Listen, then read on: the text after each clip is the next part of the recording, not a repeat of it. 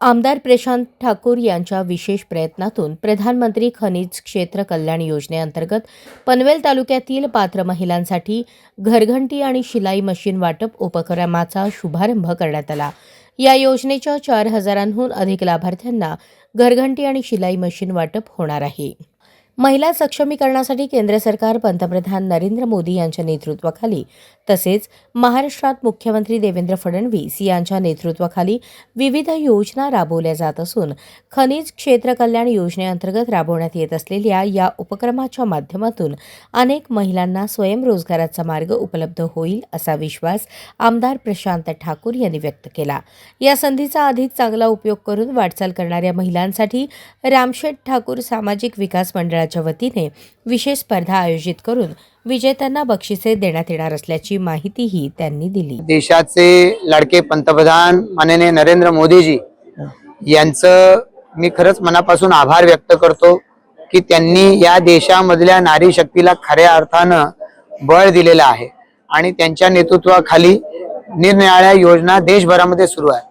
त्याचप्रमाणे राज्याचे मुख्यमंत्री देवेंद्र फडणवीसजी यांच्या नेतृत्वाखाली आमच्या सगळ्या लाडक्या बहिणींच्यासाठी वेगवेगळ्या पद्धतीच्या योजना चालू आहेत। त्यांचं स्वास्थ्य, त्यांचं आरोग्य, त्यांचं जीवनमान उंचावावं यासाठी सुरू असलेल्या या योजनांमध्ये भर घालत आता या खनिकर्म कल्याण निधीच्या माध्यमातून वेगवेगळ्या योजना ज्या सरकारच्या चालू आहेत बचत गटांसाठी सामुदायिकरित्या, तशाच त्या व्यक्तिगत स्वरूपाच्या स्वयंरोजगारासाठीच्या योजना याच्यामध्ये घरघंटी आणि शिलाई मशीनचं वाटप हे शासनाच्या माध्यमातून करण्यात येते आणि त्याच्यामध्ये आज पनवेल तालुक्यामध्ये जे 4,250 महिलांची निवड झालेली आहे त्याचा शुभारंभ आज वाटपाचा या ठिकाणी होतोय। मला खरंच मनापासून आनंद आहे की यामुळे या आमच्या सगळ्या भगिनी यांना अतिशय चांगली स्वयंरोजगाराची संधी निर्माण होते। आता याचा फायदा त्यांनी जास्तीत जास्त घ्यावा अशी अपेक्षा आहे। खरं तर शासनाचा हा निधी लोकांपर्यंत पोहोचवणं चांगल्या पद्धतीनं पोहोचला पाहिजे। खरोखर ज्यांना गरज आहे स्वयंरोजगाराची त्यांपर्यंत पोहोचला पाहिजे या दृष्टिकोनातून आम्ही याचा पाठपुरावा केला, योग्य व्यक्तींपर्यंत पोहोचवण्याचा आमचा प्रयत्न आहे। आता याच्या पुढचा टप्पा जो आहे, जसं राज्याचे मुख्यमंत्री लाडक्या बहिणींना लखपती बनवायच्यासाठी प्रयत्न करतायत, योजना आणतायत, तसा आमचा प्रयत्न आहे की यांच्यामध्ये स्पर्धा लागली पाहिजे, जास्तीत जास्त चांगला याचा उपयोग झाला पाहिजे। याच्यासाठी आम्ही या भगिनींना आवाहन करतोय की त्यांनी याच्यातून रोजगार निर्माण करावा, ज्यांचा पनवेल तालुक्यामध्ये सगळ्यात चांगला या संधीचा फायदा घेतला जाईल अशांना आम्ही याच्यातून आमच्या रामशेठ ठाकूर सामाजिक विकास मंडळाच्या माध्यमातून आम्ही एक स्पर्धा चालू आणि त्यातून आम्ही त्यांना बक्षिसं देऊ।